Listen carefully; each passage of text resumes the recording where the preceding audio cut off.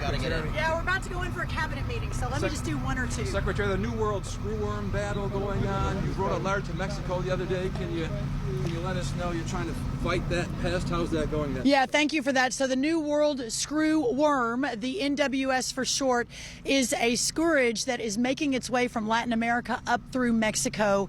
And if it hits America, it is going to be absolutely devastating to our cattle industry, at the top of the list, frankly, to a lot of our industries.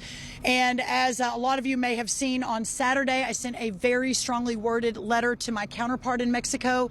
They will not let us land our planes that have the sterile flies on them. This gets a little technical for all the people, but the ag people understand the sterile flies of planes on the planes that we're trying to land. That is what will push that New World screwworm back into the south of Mexico and into southern Latin America.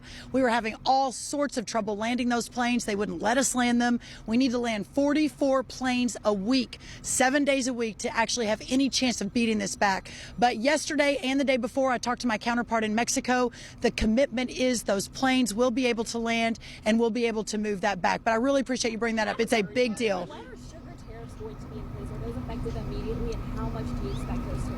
Everything currently is on the table. We're certainly looking, as the president's vision has been, to realign the American economy.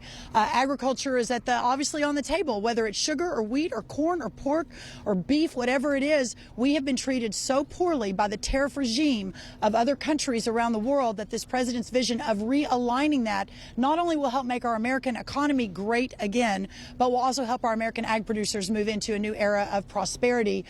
Sugar, we are talking, and to be determined what that looks like. What are you hearing from farmers right now on the front lines of this trade war? Well, and I've got to go, so this will be the final question, so thank you. There is no doubt that our farmers are facing, perhaps in decades, the most uncertain time. It isn't just the trade renegotiation that's happening right now. It's also the last administration where we went from a $0 trade deficit when Trump 1 left, when we left the last West Wing 4 years ago, to an almost $50 billion deficit, meaning that's $50 billion less of our ag goods that moved out into the world over the last 4 years. You combine that with an inflation of a cost of inputs of almost 30% for our farmers and our ranchers. I think it hit all Americans, but for our ag producers, it's just been really, really consequential. So you combine that with a lot of other circumstances that are happening while the president is renegotiating. These farmers, for the most part, are with him. They voted for him in the 80 to 85% in 2024. In 2020, it was just below that. In 2016, it was just a little bit below that. So even as the president over the last decade has over and over again said tariffs are part of my toolkit, along with deregulation, along with tax cuts, along with less spending, the farmers, the ag producers, the rural communities have not only stuck with him, but they have voted for him in bigger and bigger numbers. No one supports President Trump more than this community.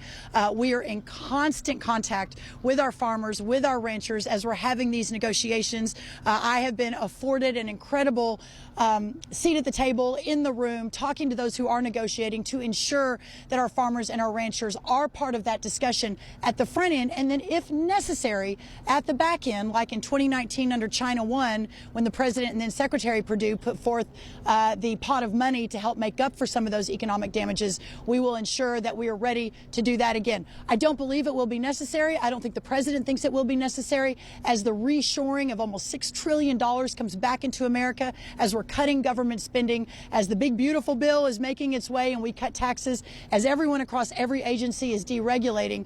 The great American economy is becoming unleashed. Thank y'all so much. Thank you for your great questions. Comments on the fact the economy is contracting.